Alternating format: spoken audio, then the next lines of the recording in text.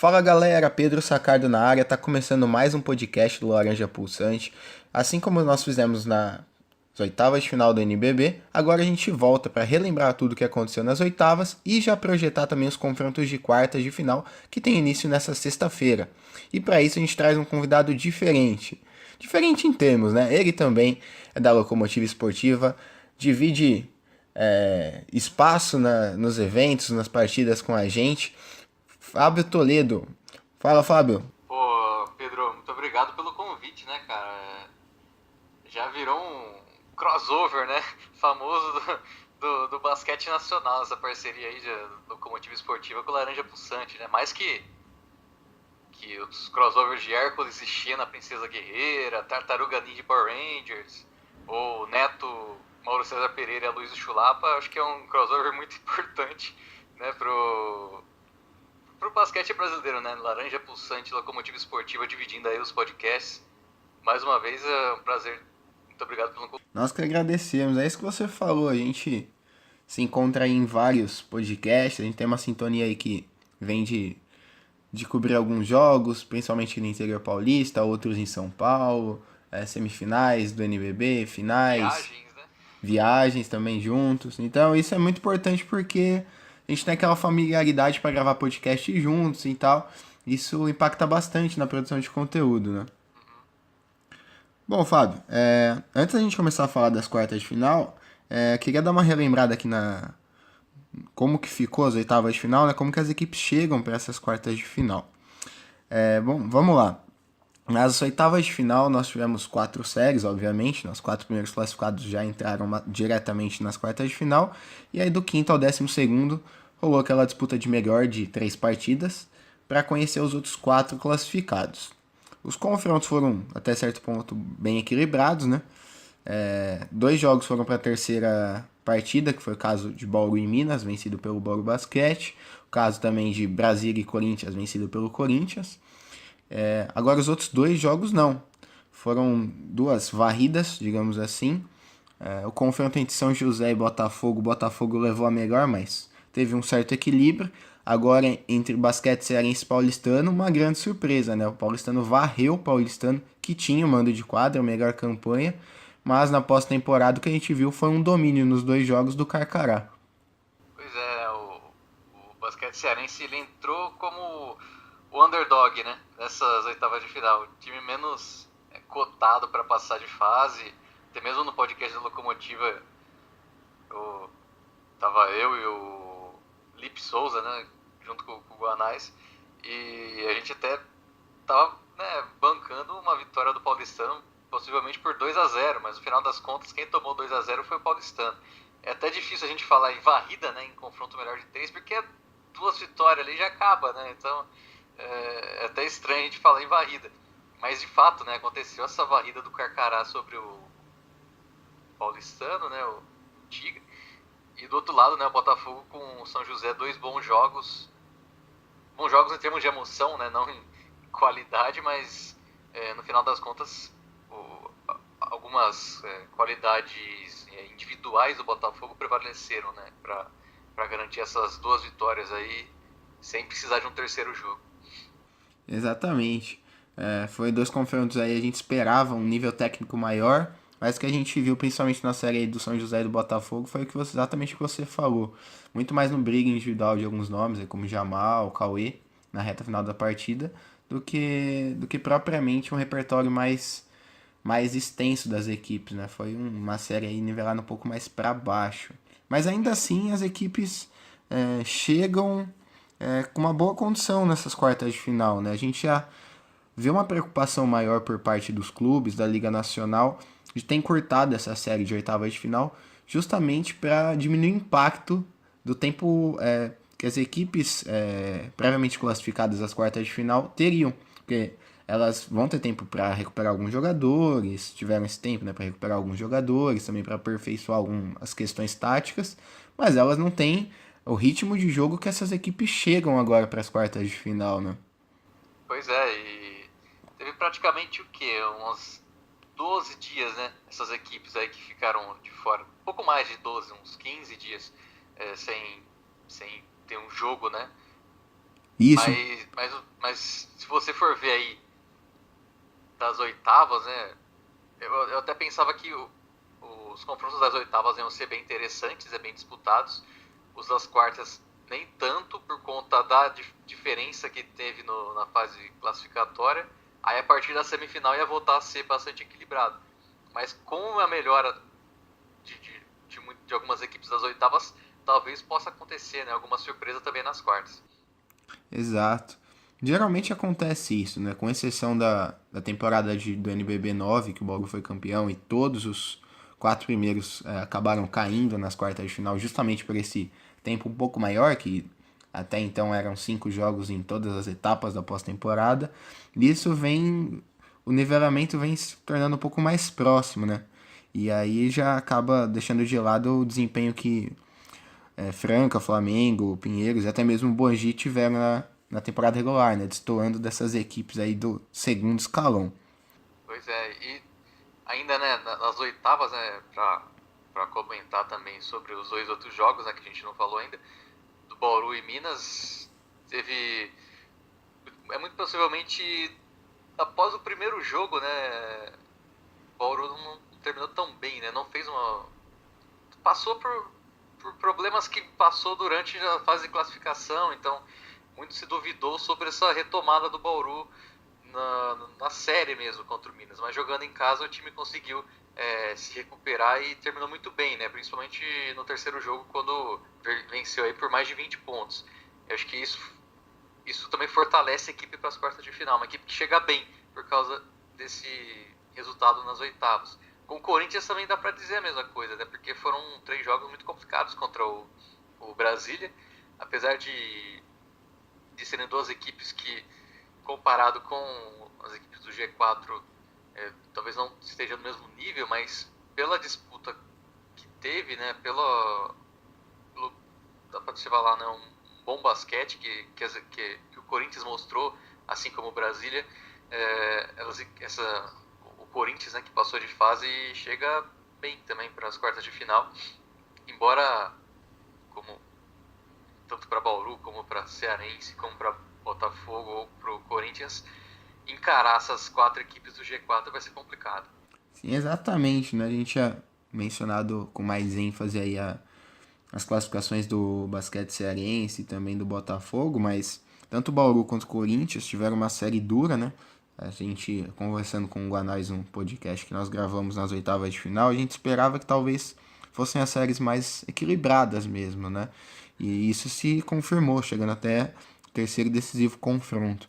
E, de um modo geral, todo mundo sabe que o Bauru não fez uma temporada regular muito boa, longe disso. Mas a equipe ganha força, o Corinthians também ganha força, né?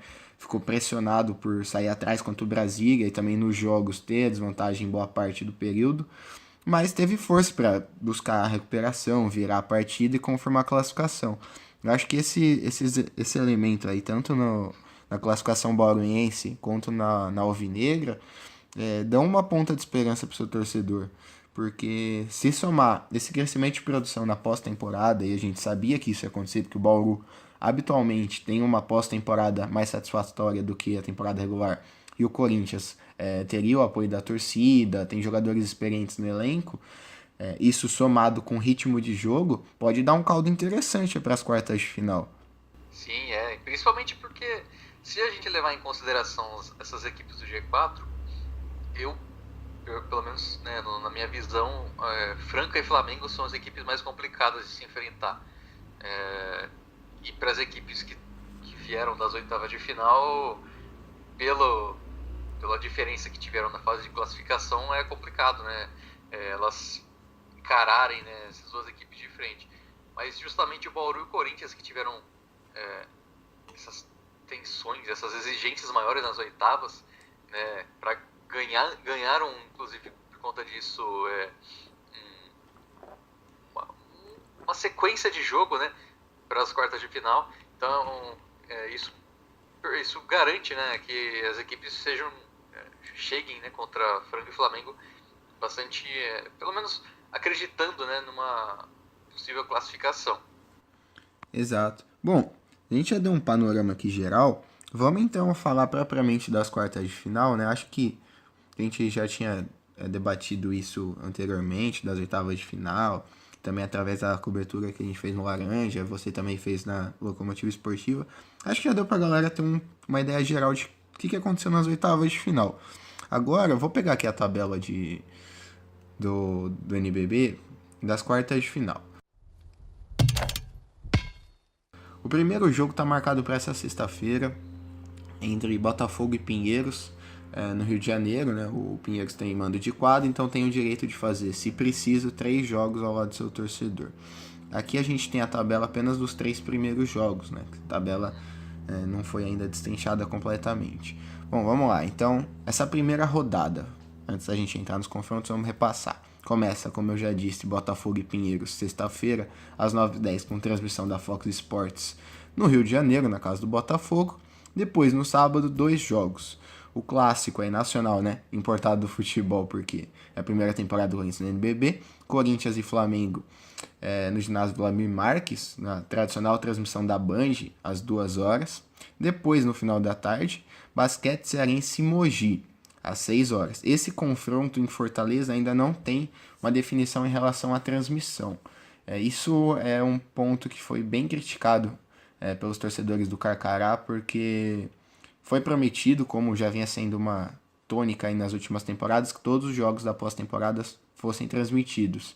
E o segundo jogo acabou sendo no mesmo dia do confronto do Bauru em Minas, e foi feita uma preferência pela transmissão do terceiro duelo entre o Dragão e a equipe de Belo Horizonte.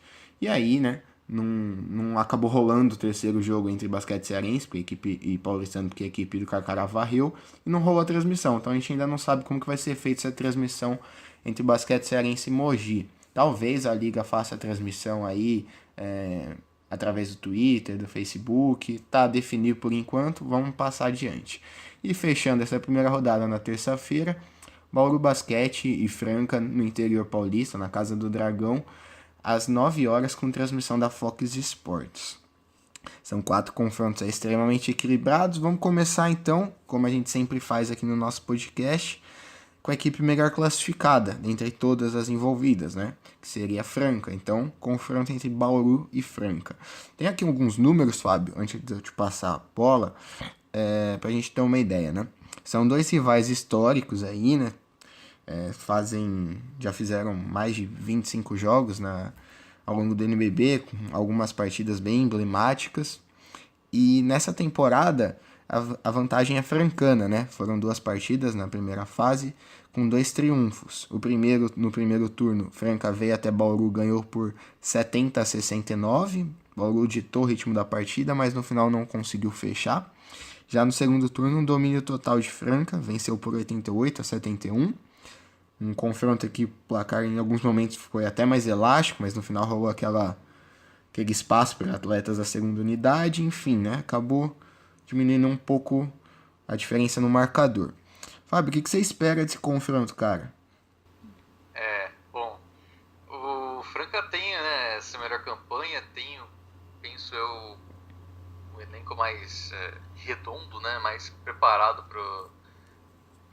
para pós-temporada, né, para os playoffs, mas vai encarar um Bauru Basquete que cresceu nas oitavas de final, né? É um time que tem experiência, que tem jogadores que podem fazer a diferença. Você vê, por exemplo, um jogador que cresceu bastante nas oitavas de final, né, o Larry Taylor, fez pelo menos 2 bons jogos ali, principalmente, né, o terceiro, que ele voltou a ser o alienígena dos tempos áureos, né, dele, e mesmo aos 39 anos jogando bem pra caramba. Mas por outro lado você tem o Franca, que conta com o retorno do Hetzheimer, é isso, né? Provavelmente sim, né? Tá em fase final ali de recuperação. Então você tem um reforço muito importante, né, pro Franca, porque além do desempenho dos jogadores mais experientes do Bauru, você tem o Lucas Mariano também, que fez uma oitava de final muito boa também, né? Vem sendo um cara muito dominante no garrafão, e também com bolas de fora, né? Bolas de 3. No jogo 3 contra o Minas ele mostrou muita vontade ali, né, pra marcar até jogadores mais baixos ali, armador. Então vai ser muito interessante esse duelo do Hetzheimer com o Lucas Mariano. Vamos ver como que vai ser a condição física do Hetzheimer, se ele realmente voltar, né? E é um duelo muito interessante porque o Franca tem um poder ofensivo muito bom, né? Com o David Jackson, com o Lucas Dias, uma armação bem interessante com o Elinho, o próprio Alexei também, que vem bem do banco, e também mostra qualidades defensivas, né? Que você vê, por exemplo, tem o Jimmy, tem o Cipollini, que fez um bom trabalho no garrafão. Então,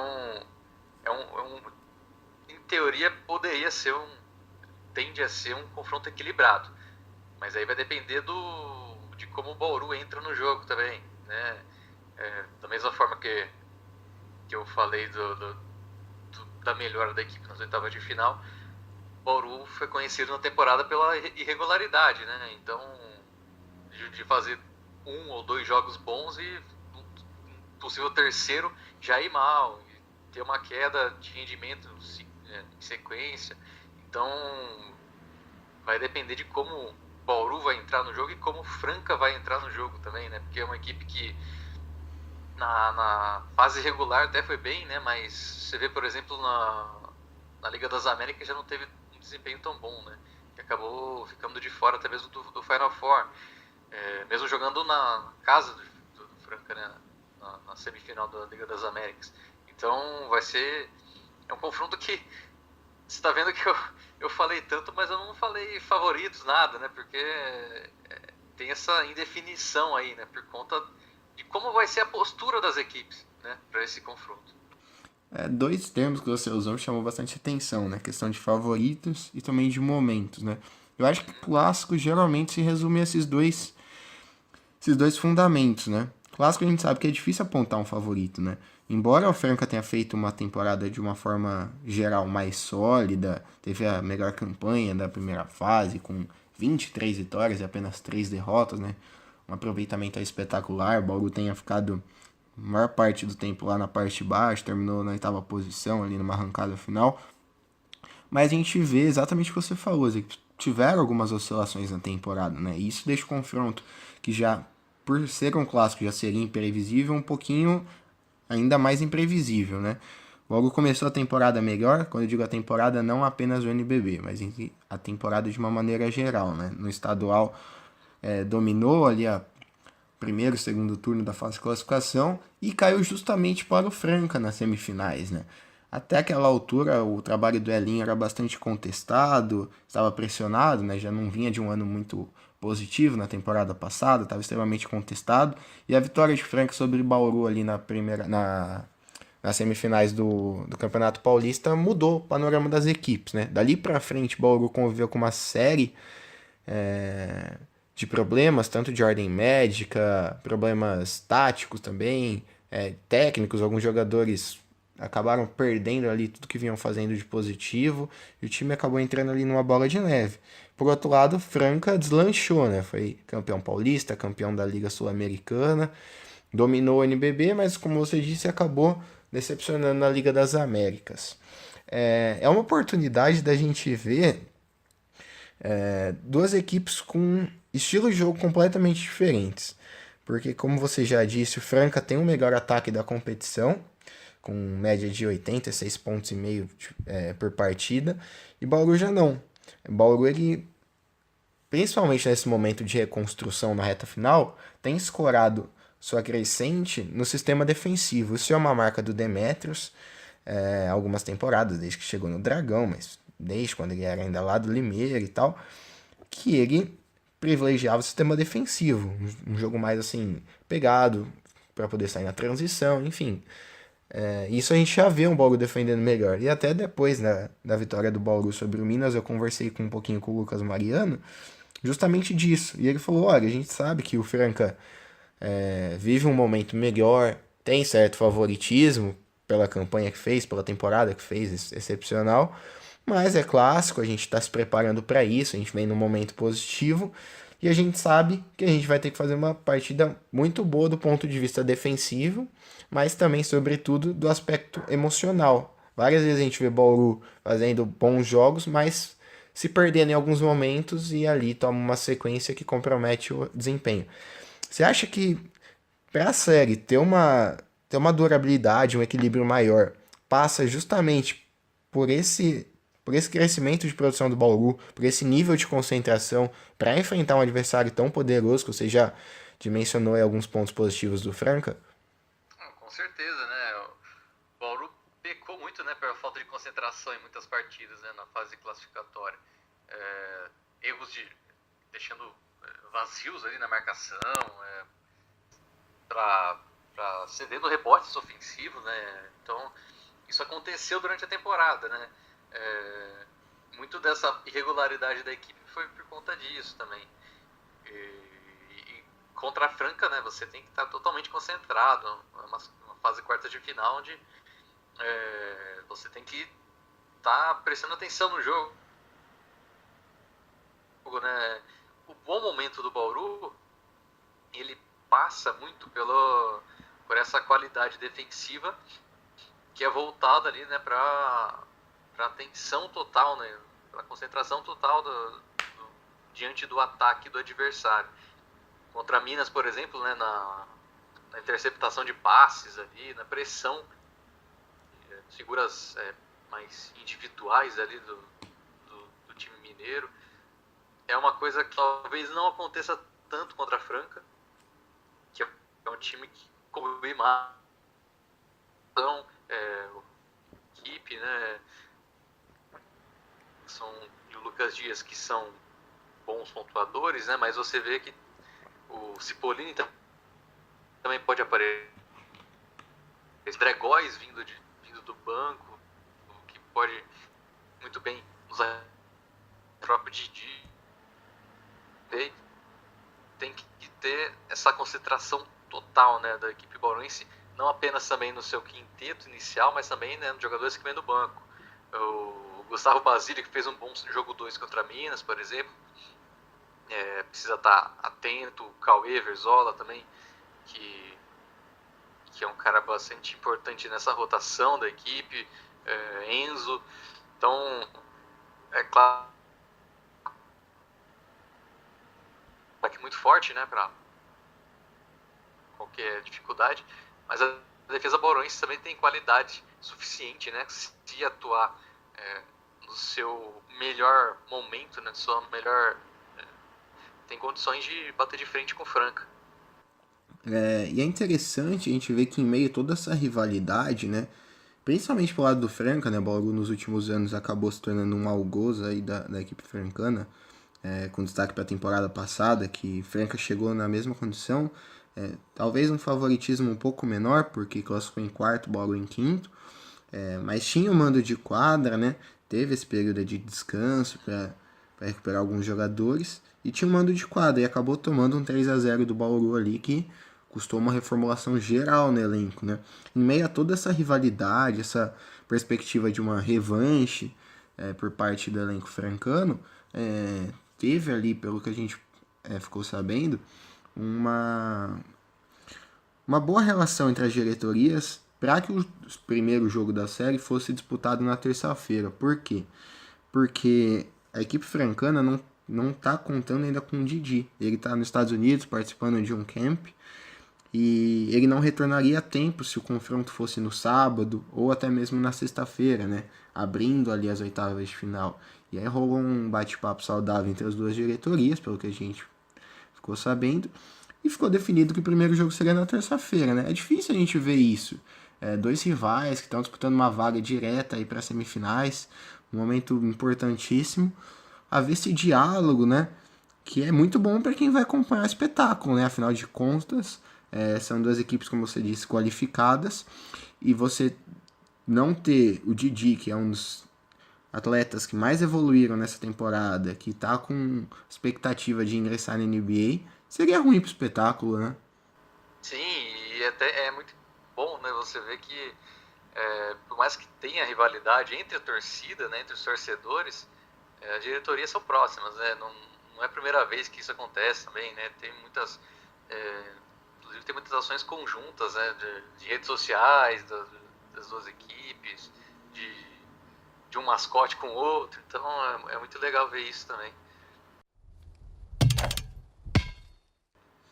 Bom, Fábio, agora acho que a gente já falou bastante Bola e Franca, né?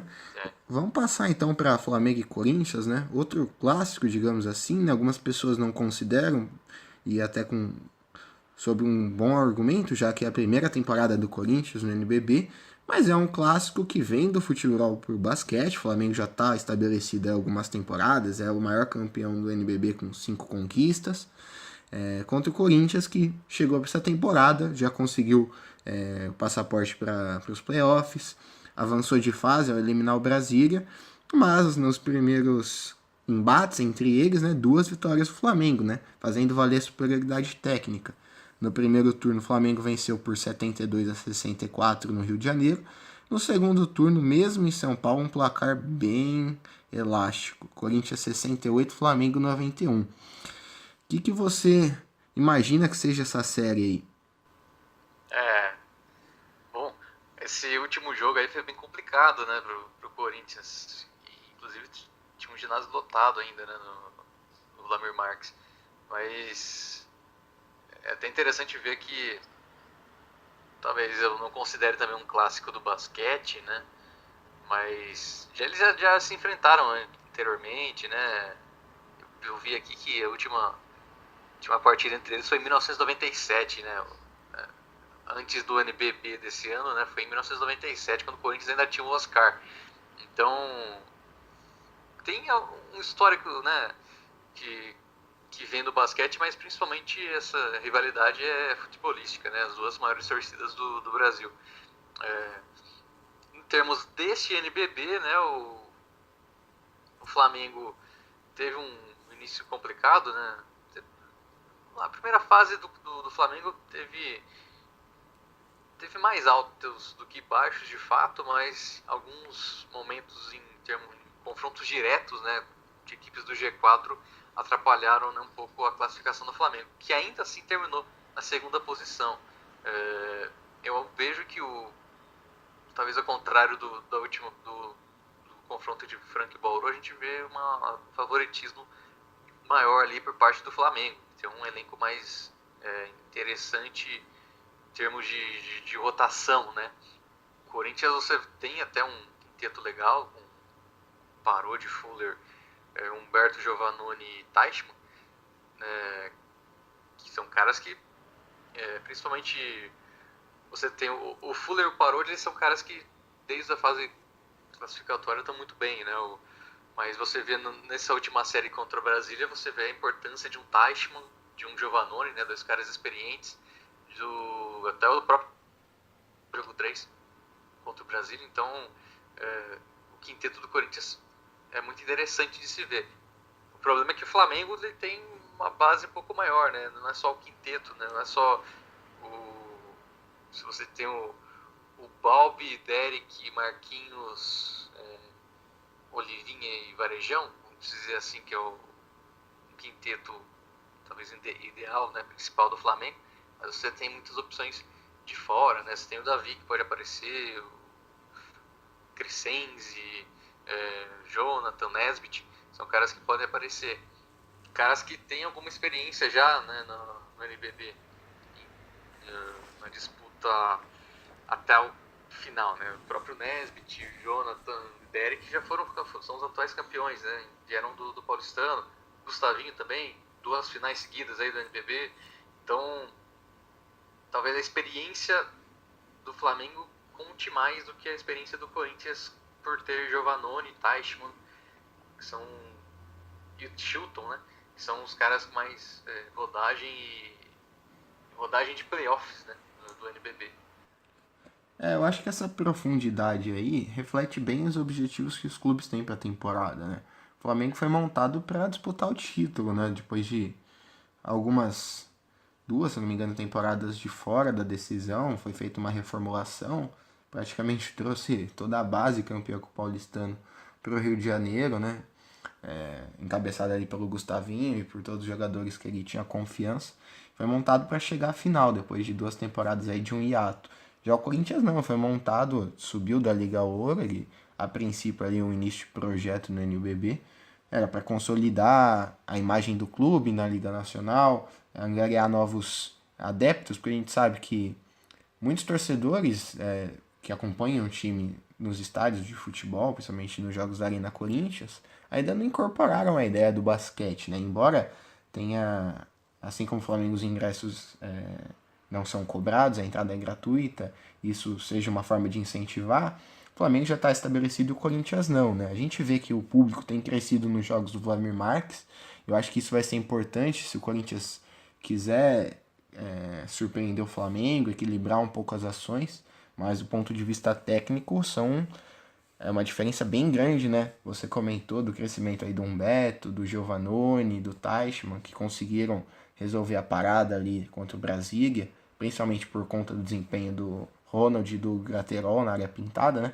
Foi muito bem povado ali pelos alas pivôs alvinegros, mas contra o Flamengo, como você disse, não são 2, 3 jogadores. O Flamengo tem um elenco inteiro, né? Várias vezes, quando você cita o quinteto titular, é o quinteto que mais foi utilizado, né? Porque várias vezes o Gustavinho promoveu trocas de acordo com Sim, adversários. Isso é interessante observar toda essa questão de estratégia que o Gustavinho, de conhecimento que ele tem das peças à disposição, né?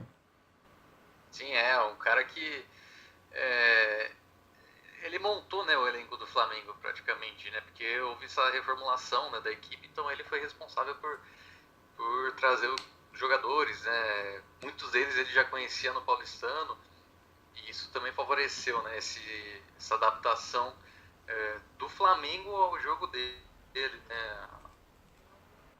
Então, cara, justamente o Gustavinho chegou, montou o elenco ali conforme ele achou válido, né? Trouxe várias peças interessantes. Mas embora a gente fale desse elenco ali super profundo, alguns nomes ainda carecem de um encaixe melhor, né? E isso foi muito Uhum. cobrado porque, apesar da campanha positiva, o time ali acabou devendo em alguns momentos da temporada, né? Tanto é que foram o Franca e o Pinheiros que em 90% ali da temporada regular lideraram o campeonato, né? O Franca a maior parte, o Pinheiro chegou a passar à frente, mas em nenhum momento o Flamengo liderou a competição. E isso foi bastante cobrado justamente por causa dessa profundidade no elenco. A expectativa que fica é que nesses 15 aí dias de pausas, que o Gustavinho tenha conseguido dar uma consistência maior, principalmente para os atletas da segunda unidade. Né? Eles entravam um pouco ali perdidos do ponto de vista tático, a gente não via uma fluidez no ataque do Flamengo, né? E isso para um time que investe tão pesado é um pouco preocupante, né? Sim, é. E, e o time tropeçou em confrontos importantes, né, em jogos decisivos. Isso foi muito no primeiro turno, né, que a equipe praticamente não ganhou confrontos diretos, né, contra acho que Mogi, Pinheiros, Franca, Paulistano, não teve grandes vitórias assim.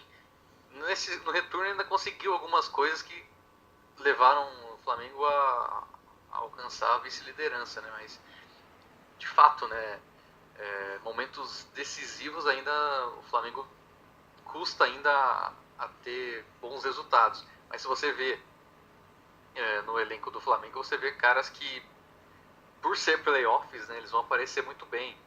Marquinhos, por exemplo, né, que é um cara que tem muita experiência nos playoffs e um cara que rende bastante nos playoffs, sempre que atua. Às vezes o Flamengo pode não estar rendendo o suficiente, como nas últimas temporadas, mas o Marquinhos aparece bem.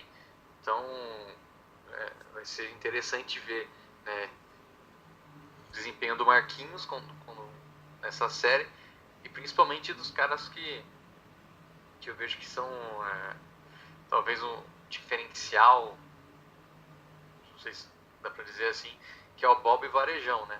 Vamos ver o desempenho do Varejão nesses playoffs, que vai ser interessante também. O Bob teve uma boa temporada regular, né? Mas também a gente não conhece muito como que ele é na pós-temporada, se o desempenho dele melhora, se o Corinthians consegue fazer um trabalho defensivo para anular, né, o Bob, que é muito difícil. Então, é um duelo interessante, né, nessas quartas de final também.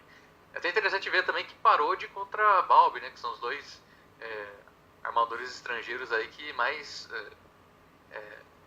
esquentou os corações aí dos torcedores do Flamengo e do Corinthians. Sim, é um confronto extremamente interessante, né, sobre esse ponto de vista.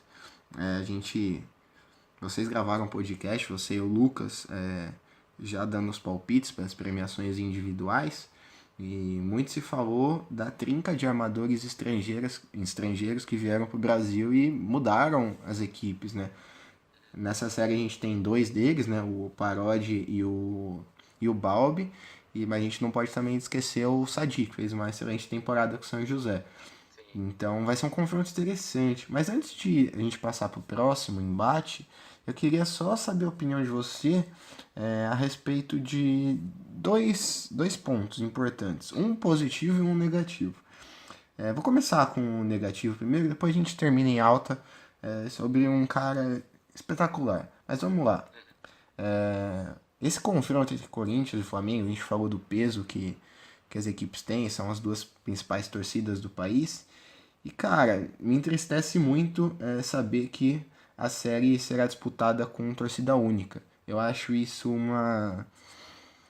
Sabe, os jogos de torcida única, acho que pra mim dá aquela brochada enorme, porque, poxa, não é possível que as autoridades não tenham condições de garantir a segurança de torcedores de dois clubes. A gente sabe que tem alguns vândalos travestidos de torcedores ali que acabam dando margem para isso, mas, poxa, prepara um efetivo maior, né, um esquema mais elaborado, para que todo mundo possa fazer parte desse espetáculo, né?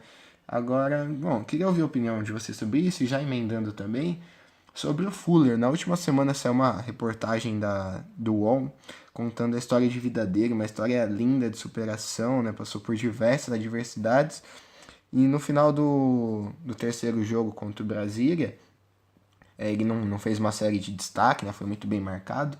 E a gente viu quanto ele estava dando sangue ali para classificar a equipe. E no final ele acabou com uma cena linda ali, trazendo um garotinho que tem câncer para a quadra para comemorar junto do elenco. Queria que você comentasse primeiro desse aspecto aí da torcida única, que para mim é muito triste. E depois desse personagem que se tornou o Fuller, né? A gente já sabe da qualidade dele dentro de quadra, mas a gente viu um ser humano ali diferenciado também. Sim, bom, no caso da torcida única é lamentável, né? Porque se você for ver de todas as equipes aí com potencial, todas as equipes dos playoffs ou do próprio NBB, né? As que têm mais possibilidade de lutar de qualquer ginásio que for, de Flamengo e de Corinthians, né? Que são torcida de massa, né? Do esporte, não só do futebol, né? Que a torcida vai estar em todos os lugares que for. Seria um momento talvez seria um momento único, né? De você ter duas torcidas dividindo, né, o ginásio para isso seria como se pode dizer, Um atrativo a mais, né? um atrativo, né? Dá uma embalagem para o jogo muito boa, né? Uma forma de vender o espetáculo, né? E seria muito interessante ter essa torcida única. Mas é complicado, né? Porque se estoura alguma coisa ali, aí vão culpar a primeira coisa, né? Tem as duas torcidas ali. Esse negócio de torcida única nunca resolveu nada, na verdade, né? Porque o próprio Flamengo e Vasco, que teve torcida única, as torcidas do Flamengo brigaram só entre elas. Então, não tem muita lógica parte disso, né? Mas se estoura uma briga entre torcidas, vão culpar esse fato de não ser torcida única. É um negócio que é complicado, né? Você não tem uma saída mais correta, assim. Porque o ginásio tem muita briga de torcida em estádio, né? Que é um espaço mais amplo, né? O ginásio é uma coisa mais aproximada, mais encurtada, né? Por mais que seja no Parque São Jorge, lá no Vladimir Marques, que seja grande, é bem mais curto do que um estádio de futebol, por exemplo. Então, fazer um esquema de segurança ali é complicado. Mas eu acho que esse fato também não tem muito a ver com o fato de banir uma torcida adversária, né, quando o mando da equipe que tá, claro, mandando o jogo. Eu acho que é muito complicado você falar de torcida única, principalmente quando você tem essas duas potências, né, do esporte brasileiro, que é o caso de Flamengo e Corinthians. No caso do Fuller, é um cara que, sem saber a história dele, né, já era muito bom, né, um cara que tem uma conversa muito boa, né, você via pelas entrevistas dele, né, pelo carisma que ele sempre apresentou, e você vê na entrevista, naquele texto que ele fez, né, pro UOL, que a história de vida dele é muito mais, né, nobre do que o comportamento dele, né? E o comportamento dele já é nobre, né? A história de vida dele é muito mais. E aí, trazer um menino lá que tinha câncer, o pai dele morreu de câncer, não foi isso? Foi também. Então é uma coisa que ele sentiu, né, na pele, como que era aquele negócio. Então, o Fuller, pelo, pelo que a gente vê, né, do cenário do basquete brasileiro atualmente, eu acho que é um dos caras mais gente boa, um dos caras mais admiráveis, por assim dizer, né, do basquete. Bom, acho que deu pra esmiuçar bastante esse confronto aí. Vamos passar agora para Botafogo e Pinheiros, né? Na primeira fase foram 2 jogos, obviamente, com 2 vitórias do Pinheiros também, né? Isso tem sido uma tônica aí, até já realçando aquilo que a gente falou da diferença que o primeiro pelotão tem pro segundo na fase regular. Mas vamos lá, no primeiro turno, no Rio de Janeiro, um confronto vencido com até certa facilidade pelo Pinheiros, né? Por 91-76, mas no segundo turno, já na reta final da fase de classificação, uma vitória mais magra, mais apertada, por 69-67. Foram 2 vitórias do Pinheiros na temporada regular, mas esse confronto marca a reedição da Copa Super 8, né, disputada ali a primeira edição entre as datas do Natal e do Ano Novo. E o Botafogo quebrou as expectativas e acabou eliminando o Pinheiros, mesmo não tendo mando de quadra. Isso acabou sendo até certo ponto surpreendente. E aí, o que a gente vai ver, Fábio? O Pinheiros da temporada regular ou o Botafogo se superando e tentando aprontar de novo para cima dos paulistas? Eu acho que esse é a questão interessante dessa série, né? Porque a gente viu o Pinheiros muito bem na fase regular, né? Mas quando teve o mata-mata, ele caiu pro Botafogo. Vai ser interessante ver como que o Pinheiros vai encaixar, né, nos playoffs. Tem jogadores de experiência na equipe do Pinheiros de playoff? Você tem. Você tem o Renato Carbonari, que já fez final de NBB. O Isaac já foi campeão pelo... Não, o Isaac não foi campeão pelo Bauru, não, desculpa. Você tem o Bennett, que já chegou em semifinal. Você tem o Dawkins. São caras que têm alguma experiência, né, para uns playoffs. Mas você tem que ver como que eles vão render, né, em conjunto. Eu penso que das 4 equipes, né, do G4, talvez o Pinheiros possa ter mais dificuldades. Principalmente... Falei porcaria porque Franca vai ter com o Bauru. Mas talvez possa ter dificuldades com o Botafogo, porque talvez o Botafogo entenda, né, qual será a proposta de jogo da equipe do Pinheiros pro mata-mata. Mas vai ser muito interessante, eu acho, que essa série possa apresentar aí, porque o Botafogo fez uma série oitava de final, apesar de ser sofrível tecnicamente, né, mas mostrou muita fibra, né, o time do Botafogo, superando São José no Lineu de Moura, segurando a reação do São José no Oscar Zelaya. É um time que chega com alguma confiança a mais para esse confronto das quartas de final. Tem que ver como que o Pinheiros volta desses 15 dias aí de descanso e preparação, para as quartas de final, como que se a equipe volta na mesma sintonia que ela estava, né, na fase de classificação, ou se ela teve uma pequena queda. Vai ser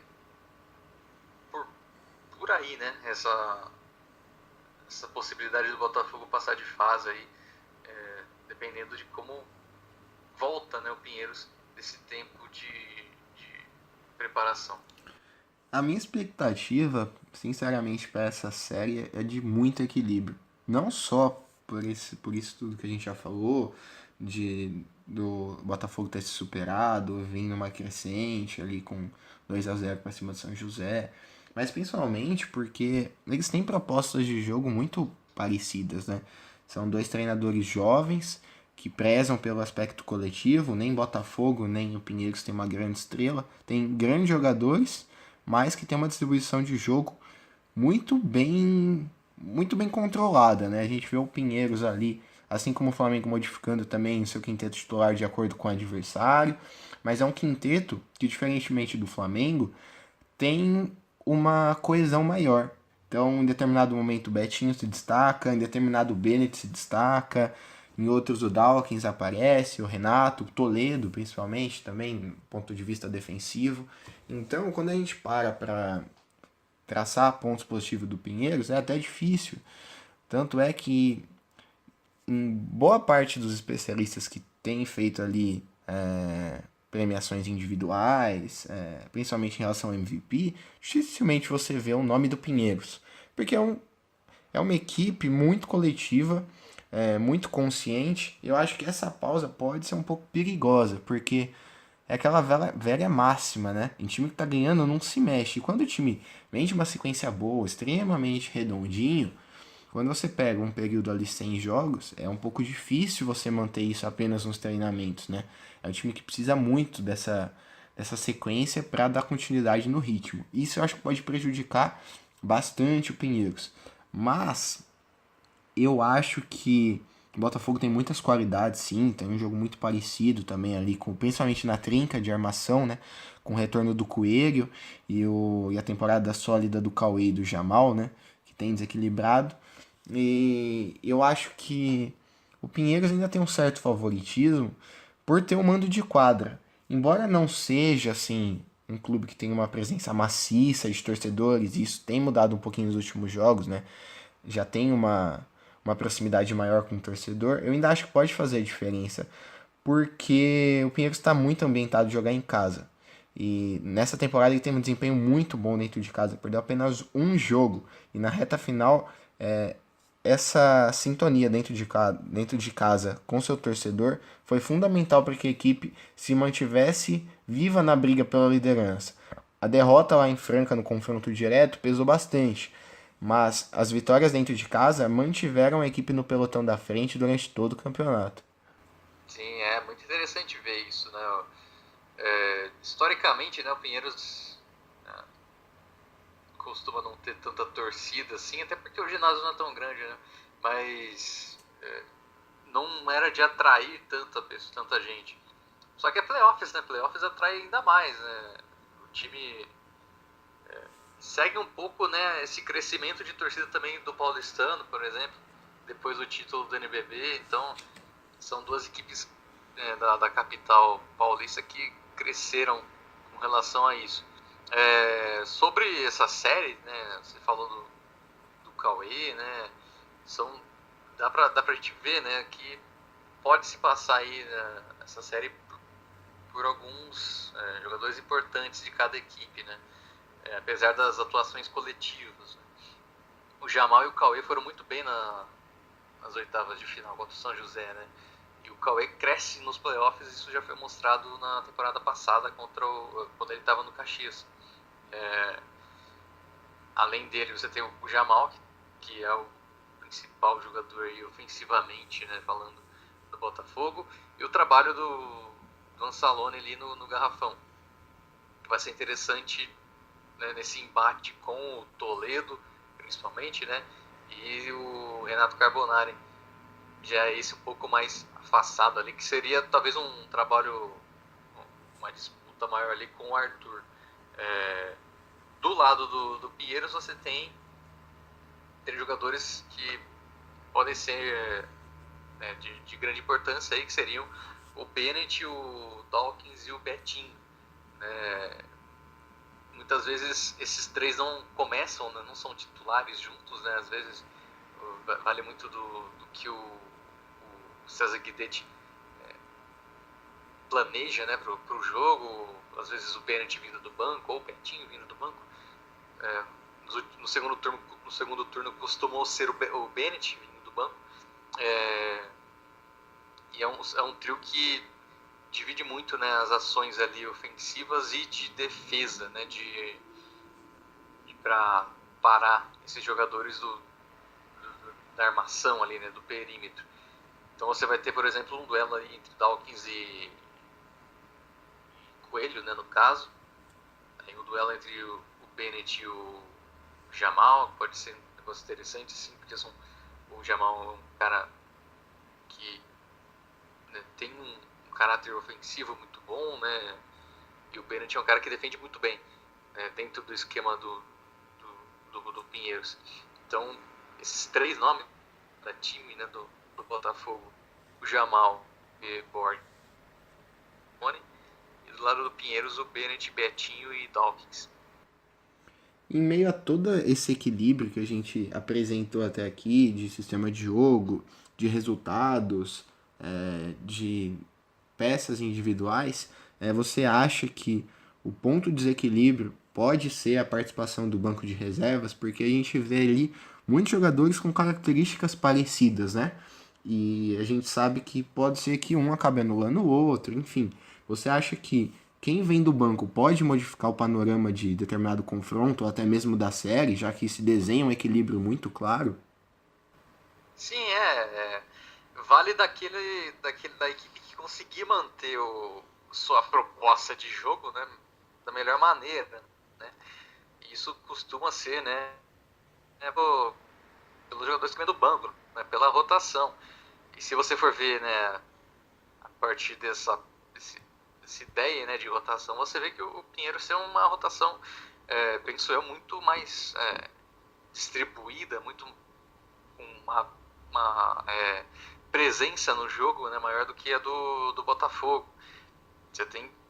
Se você contar aqui, você tem cerca de 10 jogadores que possa auxiliar, né, nesse duelo aí, né, entre as equipes que são mais coadjuvantes, de fato, nos vindos do banco, mas o trabalho coletivo da equipe faz a diferença, né? Até o próprio Ruivo, né, que é o substituto do Dawkins ali quando é necessário, né, na armação. O Isaac, que costuma começar como titular, mas às vezes vem do banco também, é um jogador importante. O Air, quando atuando bem, né, ele faz um papel muito importante ali, né, como pivô, né, junto com o Toledo ou o Renato. Então vale muito, né, do banco do Pinheiros também, né, essa disputa aí nas quartas de final. Isso sim, né, Pinheiros leva vantagem, pode ser uma vantagem decisiva, né, nesse confronto. Bom, vamos então passar para o último embate, que coloca à frente Mogi das Cruzes e Cearense. Talvez a maior surpresa da competição, como a gente já mencionou anteriormente. Na temporada regular, no primeiro turno, Mogi conquistou uma vitória centenária sobre o Carcará dentro de casa por 100-72. No segundo turno, a gente já viu uma maior resistência do basquete cearense, mesmo com a derrota. Foi 73-60, um duelo mais equilibrado. Cara, nos três primeiros confrontos, a gente teve aí frente a frente. Primeiro com o oitavo, segundo com o sétimo, terceiro com o sexto da temporada regular. E aqui a gente tem o Mogi, que foi o quarto colocado, contra o 12º. Mas o 12º que eliminou e desbancou o Paulistano. Não apenas o quinto colocado na temporada regular, mas o atual campeão brasileiro. Então, talvez esse desequilíbrio que tem ali em termos de posição ao final da primeira fase seja suprimido com essa crescente do Carcará, certo? Sim, a gente ia ter uma reedição da última final, né, do NBB, mas o Carcará foi lá e mudou a história, né? O basquete cearense havia sido eliminado pelo Paulistano nas duas últimas edições do NBB, né? Então foi a vingança, né, do cearense, que chega nas quartas de final repetindo um feito da temporada 2015-16, se eu não me engano. Isso mesmo. E que foi justamente quando a equipe chegou nas quartas de final e encarou o Mogi das Cruzes. Né? Vai ser outro tabu aí que o cearense vai buscar quebrar. Já ele era, sem dúvidas, né, o azarão, né, do confronto contra o paulistano, continua sendo contra o Mogi das Cruzes. Até porque se você levar em conta as campanhas, né, a campanha do Mogi e a do paulistano são próximas, são parecidas. Então segue, né, essa jornada do Carcará contra os paulistas, né, contra os paulistas que tiveram um desempenho parecido. Vai ser interessante, né, ver se essa confiança, né, que o basquete cearense conseguiu nas oitavas de final vai ser suficiente para superar o Mogi das Cruzes, que tem jogadores muito experientes.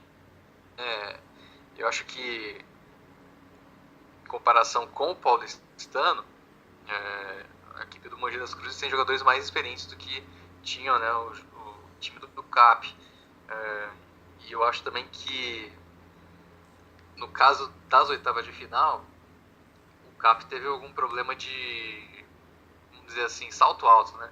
Porque era o confronto contra a equipe que estava na última posição ali, né, dos classificados para os playoffs. Então, a confiança foi tão grande, né, que a equipe acabou caindo do salto. Eu acho que nas quartas de final, no caso, o Mogi já está vacinado, né, com relação a isso. Então, eu acredito que o Mogi das Cruzes tenha um favoritismo, que é um fato que ele tem o favoritismo, ao contrário do que o Guerrinha, acredito, que ele falou que é um confronto que, por conta do basquete cearense ter ganho do paulistano, suprime essa questão de favorito, mas com certeza o Mogi das Cruzes é favorito para esse confronto e até por estar vacinado, né, para não ficar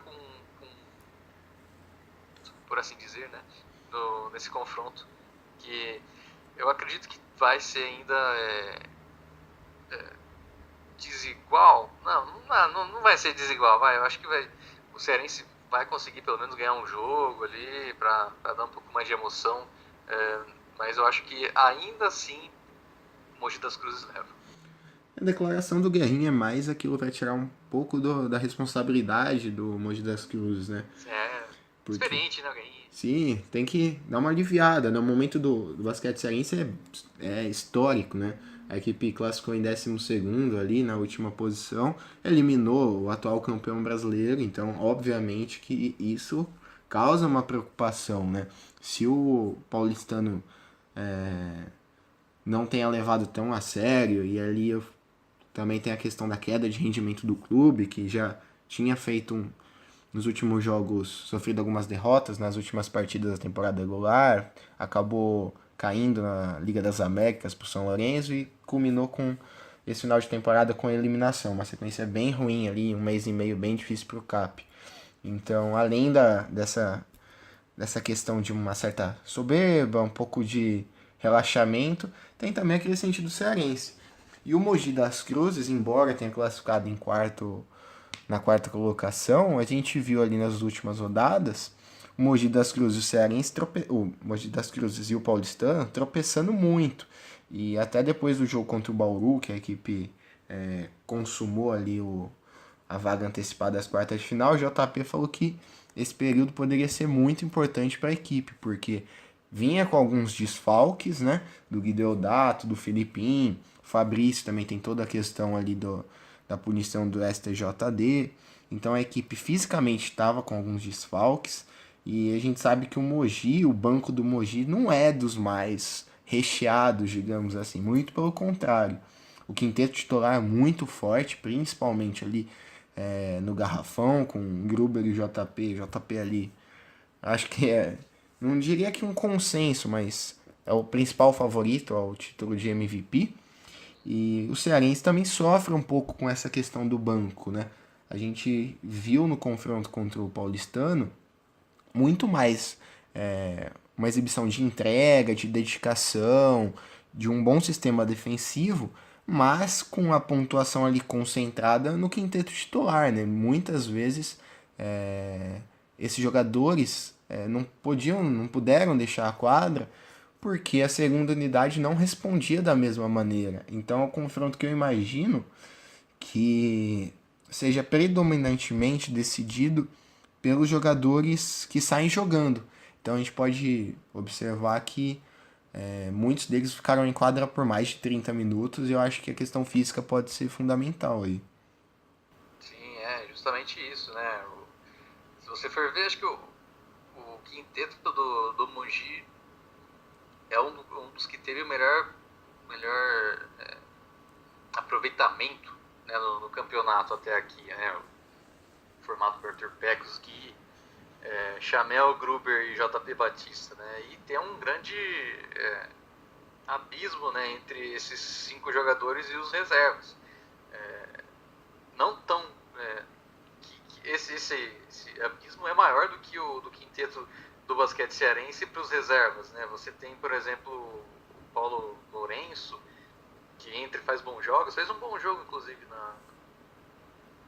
contra o Paulistano. Você tem o Sualisson, que vez ou outra também aparece bem. Então são caras que podem aparecer, né? Se aparecerem, vão ser muito importantes, né, para esse desempenho do basquete cearense. Tem confrontos diretos muito interessantes, né, nessa série, né, do próprio Paulinho Bonaccini contra o Arthur Pecos. São dois armadores o Paulinho, né, principalmente não, porque não jogou no primeiro turno, né, do segundo turno para cá, vem sendo muito importante na equipe, né, até tirou um pouco o brilhantismo do Farad Cobb, mas o Farad Cobb ainda foi importante nos playoffs agora.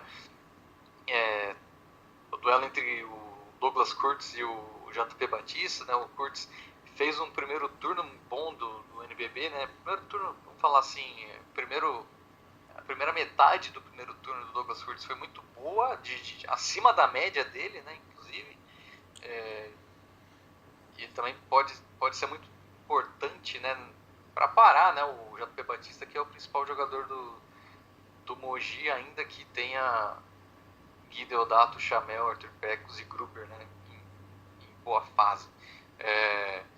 Se você pega também o Felipe, é um jogador muito experiente, né, da equipe do basquete cearense, o mais experiente da equipe, que vem rendendo mais do que muitos outros jogadores aí do NBB, inclusive, né?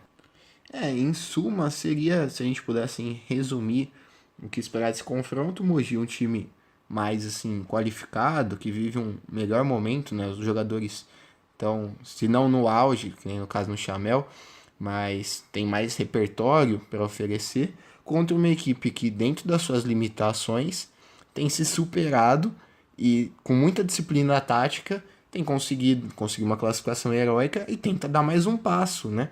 Para chegar pela primeira vez na semifinal do NBB, né? E vai ser um outro feito, né? Seria uma temporada e tanto, né, do basquete cearense. Primeiro simplesmente por ter, né, temporada do basquete cearense, que quase que não conseguiu participar do NBB por não ter um patrocínio master, por ter perdido, né, o patrocínio master, e conseguiu montar a equipe já nas proximidades, né, do começo do NBB. Teve essa dificuldade de primeiro turno, né, por conta de falta de rodagem do elenco em si, né, do trabalho do elenco. E o elenco foi construindo, né, se construindo a partir dos jogos dentro do NBB. E isso até complicou um pouco, né, a classificação deles. Mas no final das contas conseguiram chegar nos playoffs e já fizeram história eliminando o Paulistano, né, acabando com um tabu de 2 temporadas. Agora tem a chance de surpreender novamente, né, nas quartas de final, encarando o Mogi das Cruzes.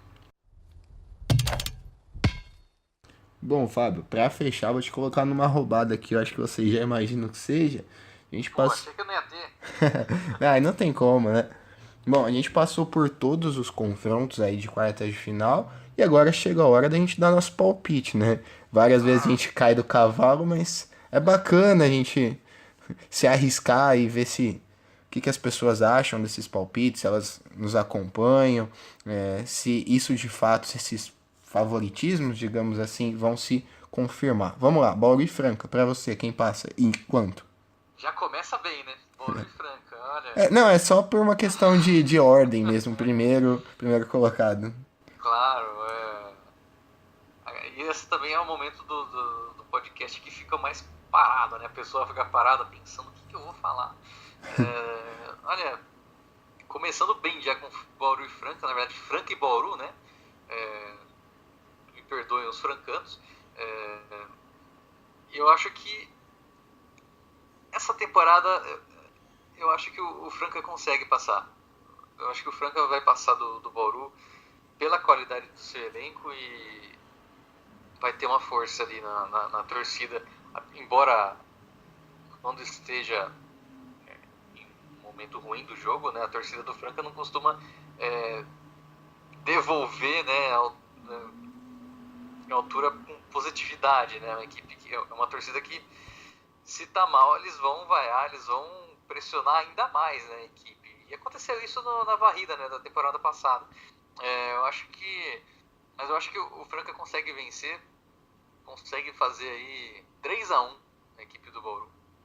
Eu te acompanho no palpite, justamente pela regularidade francana. Eu acho que Bauru vai endurecer sim a série, deve ser uma série que chegue ao quinto jogo, mas eu acho que Franca, por ter uma consistência maior, acaba levando a classificação ali no quinto jogo do lado do seu torcedor. Dando sequência, Flamengo e Corinthians. Eu vou antecipar aqui antes de você dar o seu. Vamos intercalar, vou te tirar um pouco dessa roubada. Bom, Eu vou. Apesar de ser um confronto ali de duas camisetas muito pesadas, eu acho que a realidade dos clubes nessa temporada é bem diferente. Eu aposto no Flamengo 3-0. palpite complicado.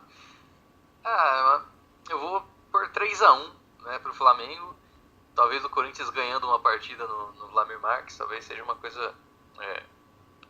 talvez no primeiro jogo, né? Acho que o primeiro jogo vai ser muito importante, né, nessa série. Então, acredito que mas ainda assim, acredito que o Flamengo termina aí com 3-1. O primeiro jogo, para quem não tem o mando de quadra, é fundamental, né? Bauru também, Cearense, Botafogo. Equipes tem que fazer valer, né, o confronto em casa. Lógico que os clubes têm condição de reverter, perder em casa e buscar uma vitória fora, mas em termos de classificação, se você perde primeiro em casa, você passa a precisar pelo menos de 2 vitórias fora de casa. E aí complica muito as pretensões, né? Pois é. Bom, no terceiro embate entre Botafogo e Pinheiros, qual que é o seu palpite? Eu acredito que dê Pinheiros 3-1 também. Eu tô colocando todos em 3-1, mas acho que vai dar também 3-1. Não foi nada pensado, né? 3-1 aí, mas também eu acredito que vai ser 3-1. Nesse eu vou te acompanhar. Eu acho que é uma série muito parelha. E independentemente do 3-1, quando a gente fala em equilíbrio, a gente naturalmente remete a um 3-2. Mas eu acho que é uma série que, pelos ginásios não serem tão grandes, eu acho que é possível que cada um belisque uma vitória fora de casa. E pensando nisso, eu coloco 3-1 pro Pinheiros também. Então, possivelmente o Botafogo podendo beliscar uma partida, pelo menos ali um jogo 2, né? Isso. É difícil saber, né? São duas equipes muito parecidas, como a gente falou, né? Sim. É uma das séries mais equilibradas, assim, juntamente com o Bauru de Franca, eu acho que é a série mais equilibrada. Agora, pra fechar, vou te tirar um pouco desse peso, né? Entre Mogi e Basquete Cearense, eu acredito na vitória do Mogi, 3-1 ou 3-2, mas acho que o Mogi acaba passando justamente pelo impacto ali do quinteto titular. Sim, essa experiência aí de alguns atletas mogianos, né? A gente tá falando do vice-campeão, né, do NBB, temporada passada. Embora o Cearense tenha eliminado o campeão, mas o Mogi tem atletas aí, né, remanescentes desse time. Acredito que vai ser 3-1 Mogi também. Tem 3-3-1, 4-3-1. 4. Mister Mas 3-1. é Mr. 3-1, velho. É aquele palpite de pessoas que sabe o cara acredita num time que vai ganhar, mas não sabe de quanto, né? Então vou falar 3-1, né? Aí que o adversário belisca uma vitória, então é bem assim. Mas pensa pelo lado positivo, se fosse num jogo de loteria, digamos assim, talvez você ganharia sozinho, né? Sim, com 4-3-1 é praticamente. Eu não vou falar que é impossível, né? Porque pode acontecer tudo. Mas né, você tem uma sequência, vai que de repente o Cearense varre Mogi também, né? Não vai pensar assim. Os playoffs já mostraram várias surpresas, né? Não só nessa temporada, ao longo de todas as outras. Então é E difícil. nas quartas de final, essa surpresa aumenta ainda, né, por conta dessa parte das equipes descansarem, né? Ficarem de fora 15 dias. Sim, por exemplo, nós apostamos em 4 vitórias dos clubes do G4. Mas em anos anteriores a gente viu que todos eles foram eliminados na mesma edição. É uma brincadeira que a gente faz, um tanto quanto perigosa pra gente. Palpite só, né? Palpite. Pessoa que levar a sério o palpite também é, pô, sacanagem. Bom, Fábio, antes de deixar o espaço aberto aqui para você fazer seu encerramento, queria agradecer sua presença aqui, um bate-papo muito legal, bem descontraído. Deu pra gente abordar um pouquinho das oitavas de final, falar detalhadamente de cada confronto aí das quartas, elencar pontos positivos dos dois times, isso é importante. Bom, muito obrigado pela presença, vou deixar o espaço aberto aí para você fazer sua divulgação também da Locomotiva Esportiva. Fique à vontade. Pois é muito bom, né? A gente falar dos playoffs do NBB. Muito proveitoso também para quem ouve, né? Esse levantamento, essas ideias, né, sobre cada confronto. Então, acho que quem ouviu, né, até aqui, acho que deve ter gostado, né? No mais, né? Obrigado pelo convite. Locomotivaesportiva.com.br é o site. Sempre também tendo podcast de Locomotiva Esportiva com geralmente, né, apresentação do Lucas Guanais. Eu participo, o próprio Pedro participa muitas vezes lá, né, no crossover com o Laranja Pulsante. É isso aí, gente. Estamos também no Facebook, no Twitter, no Instagram, no YouTube, né, com os podcasts e Spotify, todas essas plataformas aí. Só procurar a Locomotiva Esportiva que você vai achar a nossa logo lá e vai saber tudo sobre o esporte, não só no basquete, né, mas o esporte de Bauru também, né, que nossa cobertura, tanto do Noroeste, Vôlei Bauru, o Bauru Basquete, tudo isso vai estar lá também. Bom, o Fábio tocou num ponto importante que eu não posso deixar de mencionar, porque também é uma novidade nossa. Esse é o nosso terceiro podcast que está indo diretamente para o Spotify. Se você então está assistindo em outra plataforma, principalmente pelo YouTube, que a gente divulga nosso trabalho lá também, saiba que você pode encontrar nossas produções de conteúdo no formato de podcast no Spotify.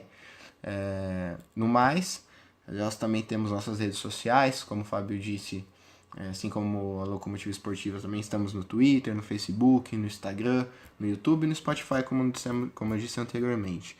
Então, apoie a mídia independente, a gente sabe que o podcast é uma ferramenta nova, está em alta hoje em dia, mas em relação a produções voltadas para o basquete nacional, são poucos os perfis que fazem isso. além de nós, o Laranja Pulsante, e da Locomotiva Esportiva. Também destaco para vocês darem uma olhadinha no Café Belgrado, tem um quadro especial voltado para o NBB que chama O Pingado. Então dá uma olhadinha lá também, é um conteúdo muito bacana. Bom, eu fico por aqui, me despeço nessa oportunidade.